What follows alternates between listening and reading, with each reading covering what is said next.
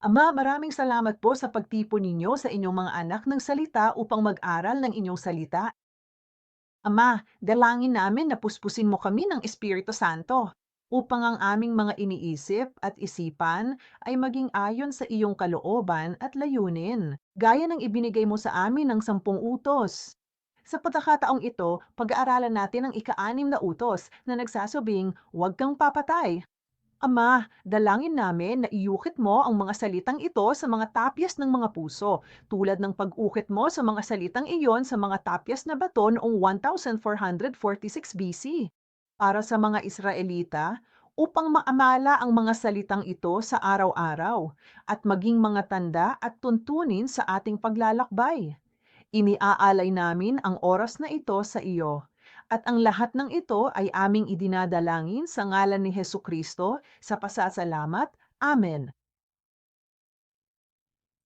Maligayang pagdating sa pag-aaral ngayon. Magsisimula tayo sa ika-6 na utos ngayon. Sa tingin ko, hindi natin ito matatapos ngayon, kaya itutuloy na rin natin ito sa susunod na linggo. Ang 10 utos ang lubos na pangangangailangan nating mga Kristiyano upang matamasa ang isang pinagpala at masayang buhay sa mundong ito. Lalo na ang ika-5 hanggang ika-10 utos. Ang mga ito ay tungkol sa ating relasyon sa isa't isa. At madalas nating sinasabi na marahil ang pinakamahirap na bagay sa ating buhay ay yung mga problema sa relasyon. Tama ba? Ang mabubuting ugnayan ay tunay na makapagpapalakas sa atin sa isang araw o sa ibang araw, at sa mga panahon ng mahina o hindi magandang ugnayan sa isa't isa ay maaani talagang makaapekto sa atin. Para sa araw na yon, di ba?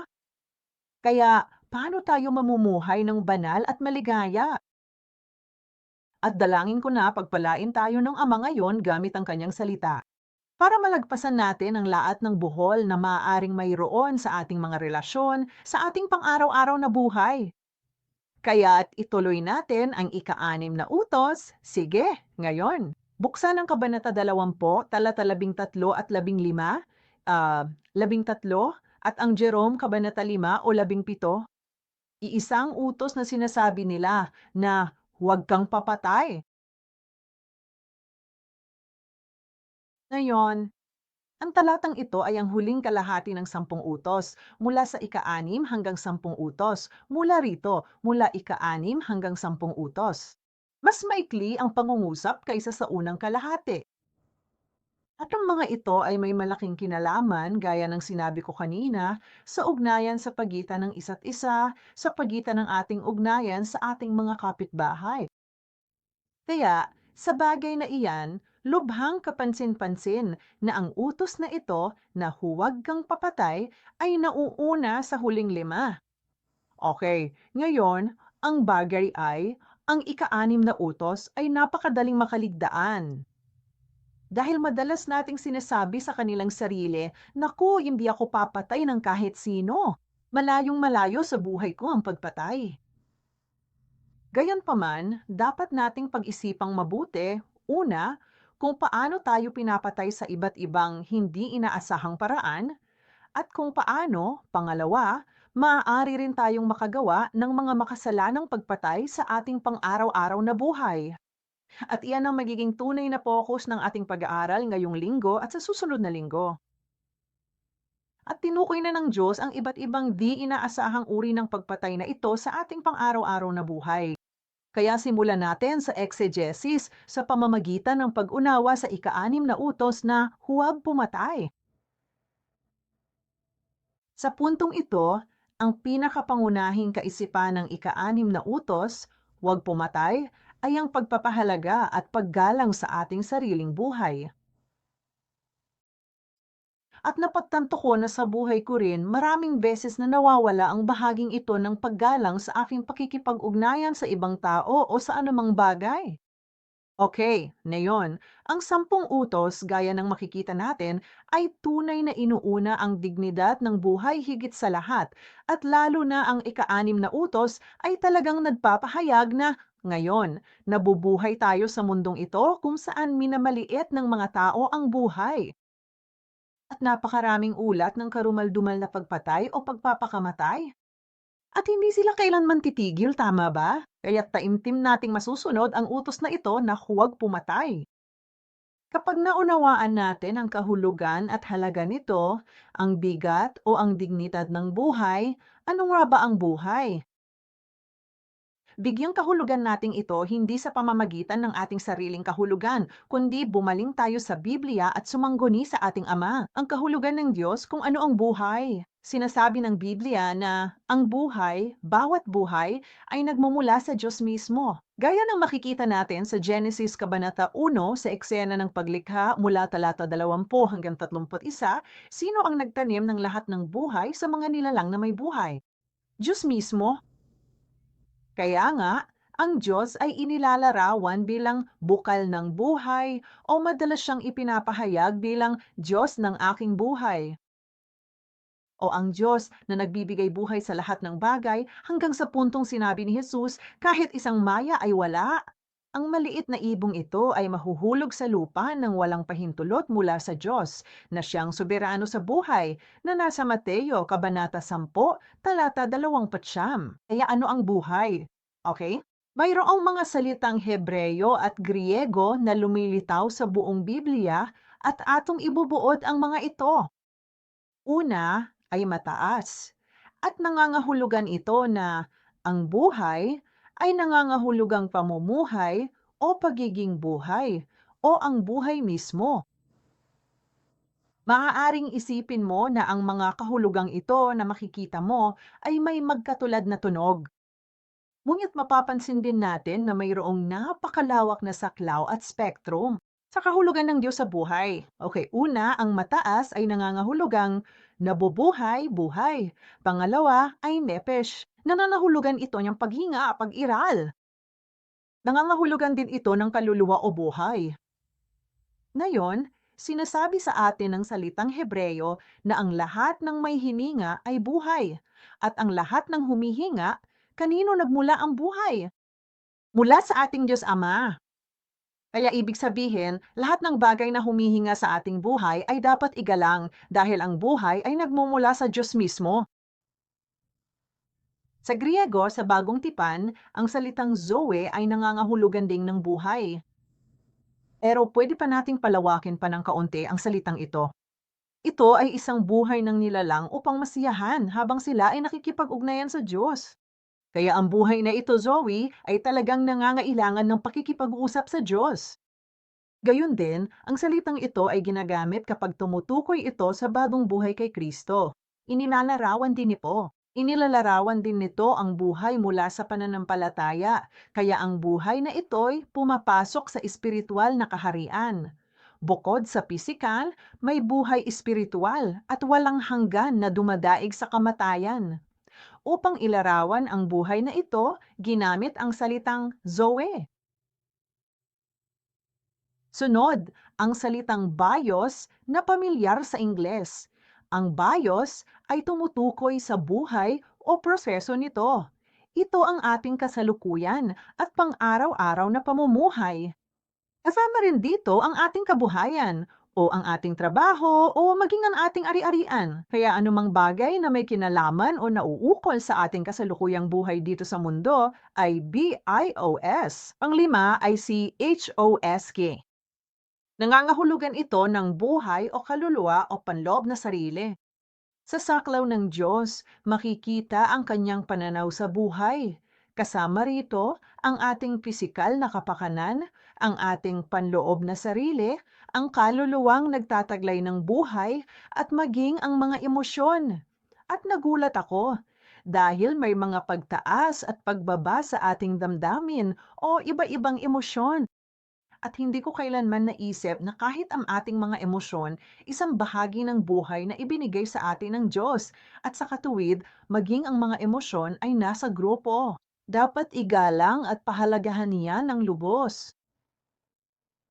Kaya lahat ng ito ay talagang nagpapaliwanag kung paano ang ating buhay ay may napakataas na halaga ng dignidad, okay? At lahat ng ito ay nagmumula sa kanino? Sa ating Diyos.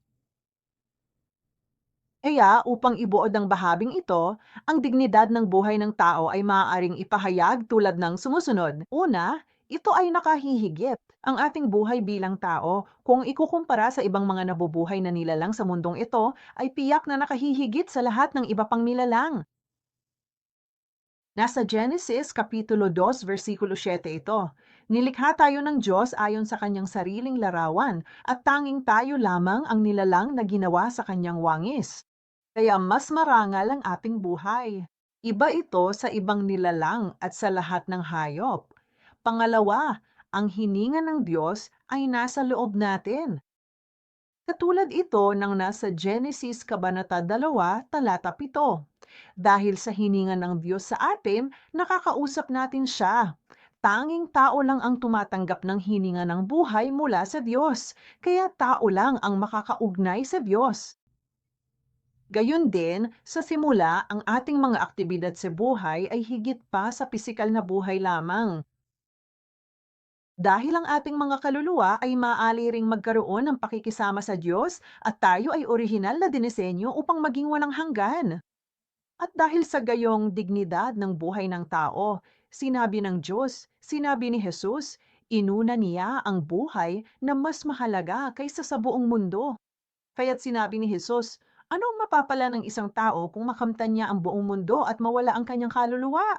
O ano ang ibibigay at ipapalit ng isang tao sa kanyang kaluluwa? Alam mo, mas mahalaga ang buhay natin sa paningin ng Diyos kaysa sa buong mundo. Hindi mahalaga kung ano pa man ang ating sariling mga pananaw sa ating sarili. Minsan talaga minamaliit natin ang ating mga sarili. Minsan, inuuna natin ang ating sarili higit sa lahat. Ngunit ano man ang ating pananaw, ang tingin ng Diyos sa atin ay mas mahalaga tayo sa lahat. Buong mundo, kaya ikaw at ako ay napakahalaga, napakahalaga. Tayo ay lubang kakaiba at tayo ay original na dinisenyo upang maging walang hanggan at taglay natin ang wangis ng Diyos. Meron tayong buhay na walang hanggan na makasama ang Diyos sa kaharian ng langit magpakailanman. Bawat isa sa atin ay nasa ganong kataas na dignidad. Kaya nga, hindi tayo dapat pumatay. Tara, ating alamin ang kahulugan ng pagpatay. Sabi nga, huwag kang papatay, di ba? Kaya ngayon na medyo nakita na natin sandali ang kahalagahan ng dignidad ng ating buhay, nakikita na natin ang utos na ito na huwag kang papatay ay mas mabigat pa kaysa sa ating pinaplano. Kaya ang utos na huwag kang papatay ay nagbabawal sa pagpatay sa mahalaga at marangal na buhay na ito. Ngayon, ang pandiwang murder ay ratsa sa Hebreo na ang orihinal na kahulugan ay durugin. Alam mo, napakasama ng pagpatay, kaya ipinagbawal pa ng Diyos ang pagkain ng baka kung ang bakang iyon ay nakapatay ng isang tao. Okay, iyan ang nakasaad sa partikular na batas. Kaya nakikita mo, yamang ang kapangyarihang magbigay o ang kapangyarihang kumuha ng buhay ay paming sa Diyos lamang. Ang pagkitil ng mahalagang buhay ng isang tao ay lubos na kalapastanganan. At ito ay isang kilos ng paghamon laban sa soberana ng Diyos sa buhay. Okay, kaya una sa lahat, sabi ng Diyos, huwag mong kitilin ang buhay ng ibang tao. Medyo palawakin pa natin, huwag kang kumitil ng buhay ng iba. Ano nga ba talaga ang ibig sabihin na to? Una, mayroong iba't ibang uri ng pagpatay. Maaring pumatay gamit ang kamay. Nasa ikalawang Samuel Kapitulo 3, versikulo 27 o 20:10 yan. Pinutukoy nito si Joab, ang punong commander ni David, na pumatay kay Abner, ang commander ni Saul. Sa madaling salita, pumatay siya sa mabuting dahilan, di ba? Pero ang mga pagpatay na ito, pagpatay pa rin talaga. Hindi ito nangyari nung lehitimong labanan o digmaan. May pinatay talaga siya sa labas ng labanan o digmaan. Okay, at saka pwede kang pumatay ng may puot, alam mo ba? Una, sabi sa Juan Kapitulo 3, versikulo 15, ang napopuot sa kanyang kapatid ay mamamatay tao, at walang mamamatay tao na may buhay na walang hanggan na nananatili sa kanya. Pati dila ay nakakapatay rin. Ganon mismo kung paano pinapatay ng mga Hudyo si Jesus. Pinapatay nila si Jesus sa pananalita gamit ang maling testigo at kasinungalingan. Noong isang araw, si Reverend Evangelist Harang Park o Mary Park ay nagbigay ng talagang kamangha-manghang kahulugan ng kasinungalingan. Madalas mong akala na hindi kami nagsisinungaling, pero sabi niya, anumang oras na magdagdag o magbawas kami sa katotohanan ay kasinungalingan. Sige, kahit kulang ang ating pangunawa at nagbabawas tayo ng impormasyon, isa pa rin itong kasinungalingan. Hindi tayo malaya sa kasalanan ng pagsisinungalingan. Tama ba? Kaya nga, sinabi ng Diyos na maaari ring pumatay gamit ang dila, gaya ng ginawa ng mga Hudyo kay Jesus sa maling saksi. Gayon din, maaari tayong pumatay sa pagsusulat o sa pamamagitan ng mga liham. Tandaan, si David noong gusto niyang patayin si Urias na Heteo, sumulat lang siya ng liham kay Job. Ipinapatay niya ang tapat niyang lingkod. Nasa ikalawang Samuel Kapitulo 11 ito. Ipinuring itong pagpatay ni David na ginawa sa pamamagitan ng sulat. Maaring maganap ang pagpatay sa pamamagitan ng sabwatan. Okay, nagplano si Saul na patayin si David. Si Jezebel, ang asawa ni Ahab, ay nagbalak ng masama para makuha ang ubatan ni Nabot. Kaya lahat sila'y pinapatay din dahil sa sabwatan, maaari ring pumatay ang tao sa pamamagitan ng pagpayag dito. Si Saulo, na si Apostol Pablo, ay kasabwat ng mga pumatay kay Esteban at nagbantay sa kanilang mga damit bago siya naging apostol. Tama? Sige, gayon din, maaari tayong pumatay ng may otoridad. Si Pilato ay may kapangyarihan at alam niyang walang sala si Jesus, ngunit gamit ito na ibigay pa rin niya kay Jesus ang hatol na kamatayan. Kaya rin nating pumatay ng walang puso. Namangha ako nang makita ko ito. Lucas Kapitulo 10, versikulo 30 hanggang 32. Sa talinghaga, may saserdote at levitang nakakita sa lalaking ninakawan at agaw buhay. Dumaan ka sa kabilang panig na ito ang talinghaga ng mabuting Samaritano. At nakagawa na sila ng pagpatay dahil sa kanilang kawalang puso. Gayon din, maaring magkaroon ng pagpatay sa pamamagitan ng aborsyon. Sa ilalim ng Planned Parenthood, ang aborsyon ay pagkipil sa buhay mula sa Diyos sa sinapupunan at ito ay laganap ngayon. Ngunit ang aborsyon ay malinaw na pagpatay at ang pagtulong dito ay pagpatay din. Kaya sinasabi ng Biblia sa mga talatang ito na ang sanggol sa sinapupunan ay mahalagang buhay, nilikha ng Diyos. Kaya, ayon sa batas, kung mayroong sinumang nadulot ng pagkalaglag sa pamamagitan ng pananakit sa isang buntis, ang lalaking iyon ay nagkasala rin ng kasalanang pagpatay. Kaya ito ay isang kabuuan ng huwag kumitil ng buhay ng ibang tao. At isang talata na gusto kong basahin ay ang kawalan ng puso ay malayo sa kalooban ng Diyos. Okay, ang hindi pagkitil ng buhay ng ibang tao ay maaaring ibuod sa pangungusap na ito na ang kawalan ng puso ay malayo sa kalooban ng Diyos. Walang sino man ang nagtuturing sa kanyang buhay bilang walang kabuluhan, tama ba? Kaya dapat nating ituring ang buhay ng kapwa na kasing halaga ng sa atin at dapat tayong magmalasakit at tumulong. Sa Kawikaan, Kabanata 21, versikulo 13, sinasabing ang nagtatakip ng pakinig sa daing ng dukha ay dadaing din, ngunit hindi didingin.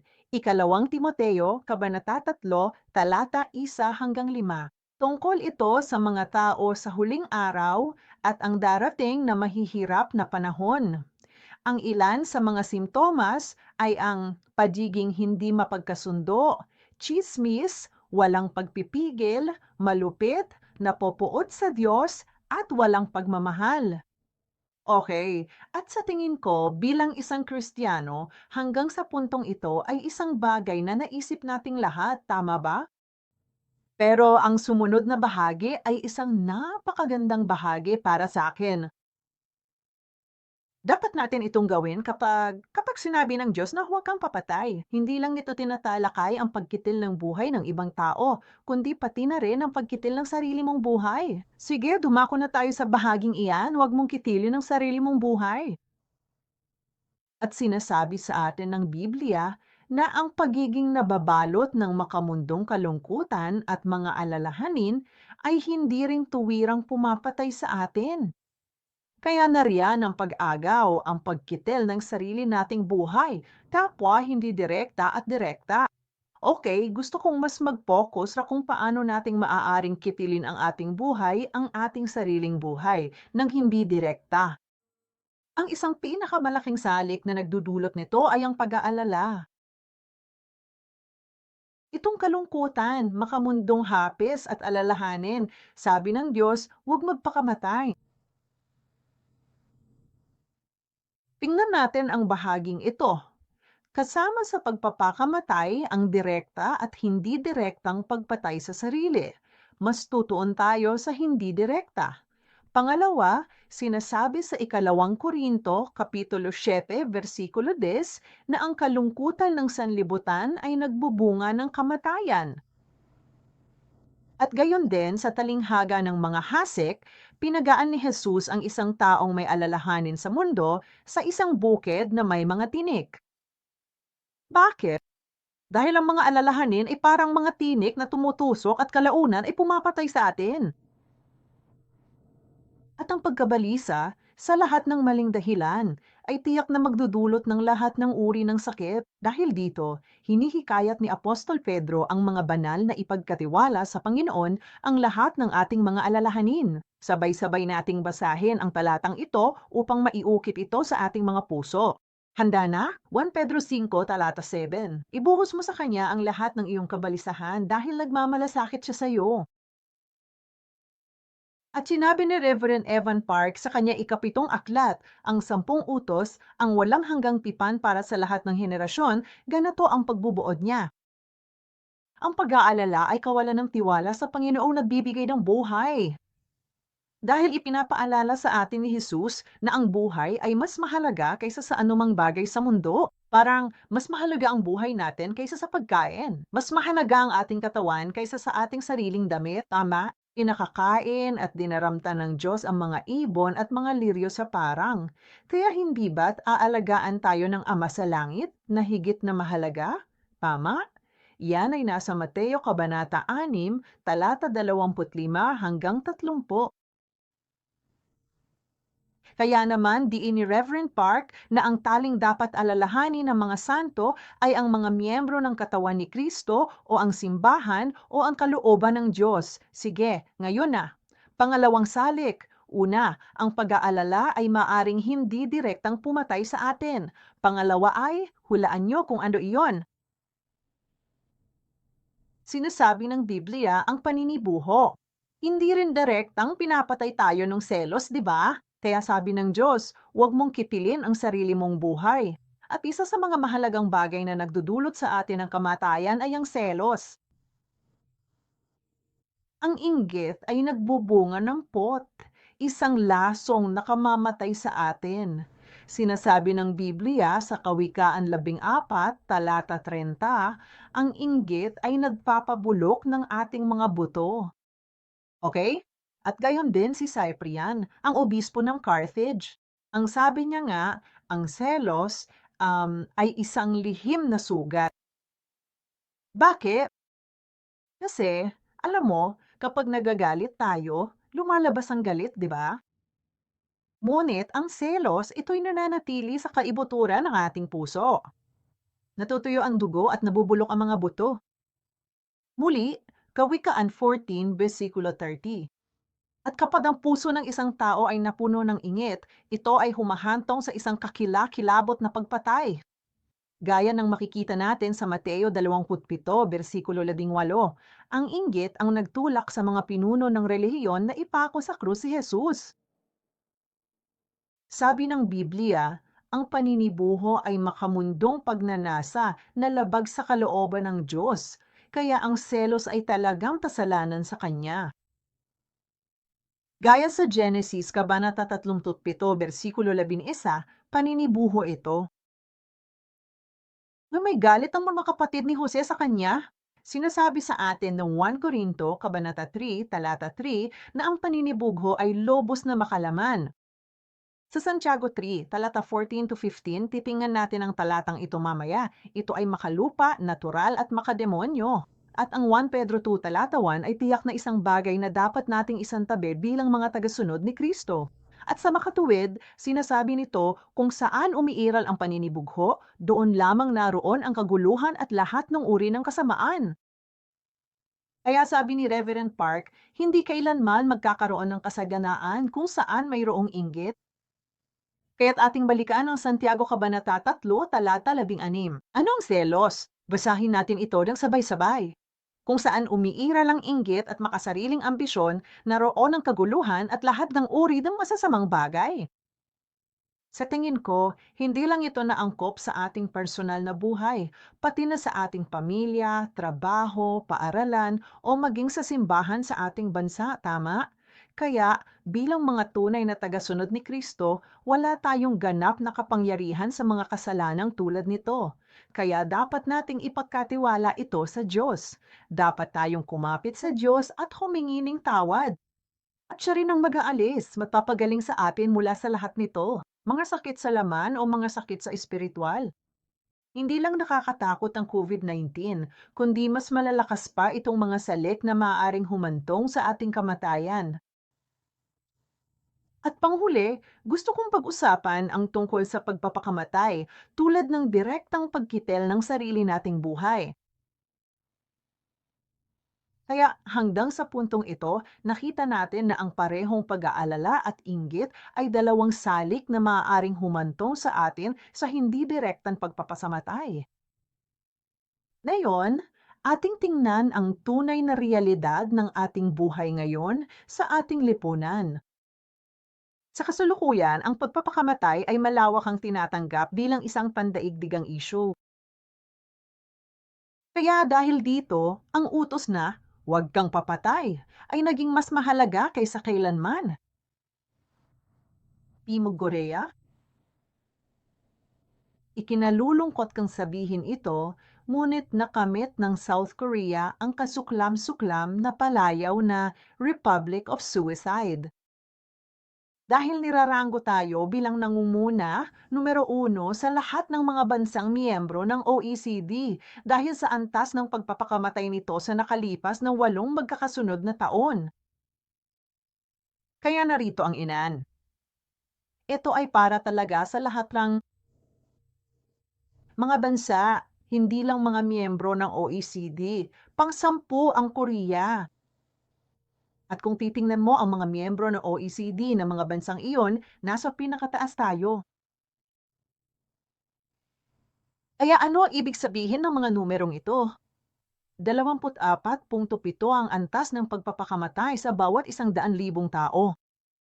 Maaaring i-convert ang numerong ito ng ganito. Okay, ibig sabihin niyan ay ang pagbabase natin ngayon ay sa taong 2010 noong mayroon tayong 15,566 na taong nagpapakamatay kada taon. Nung nakaraang taon, ang 2020 ay nasa humigit kumulang 13,000. Okay, nung 2010 at nung mga panahong iyon, na medyo mas mataas pa nga, kaya ibabatay natin ito mula sa 2010. Kaya kung mayroon tayong 15,000 na pagpapakamatay bawat taon, ibig sabihin, araw-araw ay may 43 taong namamatay, nagpapakamatay. Nangangahulugan ito na may isang taong namamatay dahil sa pagpapakamatay kada 34 na minuto. Hindi ba't nakakagulat ang bilang na ito? Kada 34 na minuto may isang taong nagpapakamatay. Kita mo, kayang alisin ng ating lipunan ang ganitong pagpapakamatay kung tayo, mga Kristiyano, ay tunay na unang magtatatag ng isang biblikal na pananaw sa kahalagahan ng buhay, sa dignidad nito. Sa tingin ko, ito ay isang mensahe na dapat nating ipahayag sa mga taong nakapaligid sa atin, di ba? At ito ang mismong layunin na magtulungan upang protektahan at iligtas ang mga buhay. Marami ring mga tauhan sa Biblia, sinong nagpakamatay? Okay, may nakasulat na pagpapakamatay sa Biblia. Una, si Saul, ang unang hari ng Israel. Sa gitna ng laban sa mga Pilisteo, dahil ayaw niyang mamatay sa kanilang kamay, nagpakamatay siya sa pagbagsak sa sarili niyang espada. Gayon din si Ahitofel na tagapayo ni David, nakipagsabuatan siya kay Absalom sa pangalawang pagkakataon. Ngunit hindi sinunod ni Absalom ang kanyang plano. Kaya't umuwi si Ahitofel at nagbigti. Si Zimri, hari ng Hilagang Israel, ay isa ring kilalang-kilalang tao na nagpakamatay nang sunugin niya ang kanyang sariling palasyo. At nariyan din si Judas Iscariote dahil ipinagbili niya sa kanyang mga kaaway ang gurong si Jesus sa halagang 30 pirasong pilak. Nagbigti siya, nahulog siya ng patiwarik mula sa puno at sumabog ang kanyang katawan at bumukas ang lahat ng kanyang bitoka. Pero alam mo, ang pagkakatulad ng mga taong ito ay walang kinalaman ng kanilang buhay sa kalooban ng Diyos. At napakahalaga na itatag natin ang pananaw sa buhay ayon sa Biblia. Okay, kailangan muna nating itatag ang wastong pananaw na ito sa buhay batay sa Biblia. Lahat? Marangal ba ang bawat tao? Ano man ang uri, ano man ang katayuan, ano man ang kakayahan, lahat ay marangal dahil sila ay nilikha ayon sa wangis ng Diyos. Pangalawa, ang soberanya sa buhay ay pag-aay mismo ng Diyos, kaya walang sinumang tao ang may karapatang magpakamatay. Pangatlo, sige, at sa makatuwid ang pagpapakamatay ay paghihimagsik laban sa soberanya ng Diyos. Pangatlo, ang katawan ng tao ay isang santuaryo. Santuaryo ang ating katawan ng banal na Espiritu ng Diyos at iyan ang kanyang orihinal na disenyo, hindi ba? Kaya dapat nating pangalagaan ang ating katawan para sa buhay na walang hanggan, pati na ang masayang buhay dito sa mundo. Naniniwala ako ang ito ang ating mensahe sa buong mundo bilang mga tunay na Kristiyano. Bilang mga mangangaral ng salita ng nakatutubos na kasaysayan, dapat nating ipahayag kung gaano ka-espesyal ang bawat isa at dapat nating ikintal ang kalooban ng Diyos sa kanilang buhay. Kaya't maaari tayong magising upang pahalagahan muna ang ating mga buhay, ang ating mga sarili, at tunay na makita ang isa't isa ng may ganitong pananaw sa marangal na buhay. At dalangin ko na sa pamamagitan nito, tolaran natin ang paraan ng ating Ama. Diyos, ipinakita niya sa atin ang kanyang pagmamahal at paggalang sa bawat isa sa atin sa lahat ng oras. Siguro gagawin mo rin iyon sa lahat ng taong nakapaligid sa atin, ha? Kaya sa susunod na linggo ay susuriin natin ang mas malalim ang mga partikular na batas at titingnan natin ang ebanghelikal na pagpapalawak ng ika-6 na utos sa kaharian ng ating mga puso. Sige, para mas malinaw nating maunawaan kung ano ang layunin ng Diyos sa pagbibigay sa atin ng ika-6 na utos. Kaya't manalangin tayo. Ama naming Diyos, nagpapasalamat kami sa iyo sa pagpapala sa amin ngayon upang makaharap ang iyong salita at kung paano tayo pinagpala na matanggap ang ikapitong aklat ng History Redemption Series na isinulat ng ating minamahal na pastor, si Reverend Evan Park. Ama, tunay naming nais na maroon sa bundok Sinai kung saan mo inukit ang mga tapyas na bato gamit ang iyong sariling mga daliri. Ang mga utos na ito. At Ama, taimtim naming idinadalangin ngayong umaga na tunay mong iukit ang mga buhay na salitang iyon ng buhay sa aming mga puso, Ama. Nais naming tunay na mapagtanto kung gaano kahalaga ang aming buhay, kung gaano kami kahalaga sa iyong paningin. Ang buhay na ipinagkakaloob mo sa amin ay napakaganda, napakahalaga at napakahalaga. Itinuturing mo kaming iyong buhay na higit sa buong sansinukop. Tulungan mo kaming maunawaan ito sa pagsisiyasat sa ika-6 na utos upang huwag kaming pumatay sa aming kapwa. Sa halip, naway palawakin natin ang gawaing nagbibigay buhay sa lahat ng nasa paligid natin. Para hindi na magdusa ang mundo sa mga nagpakamatay dahil hindi nila nauunawaan ang kalooban mo, direkta man o hindi, o pagpatay sa iba. Ama, gawin mo kaming mabisang mensahero ng buhay. Nagpapasalamat kami sa iyo. Dalangin namin ang lahat ng ito sa pangalan ng ating mahal na Panginoong Hesus Kristo. Amen.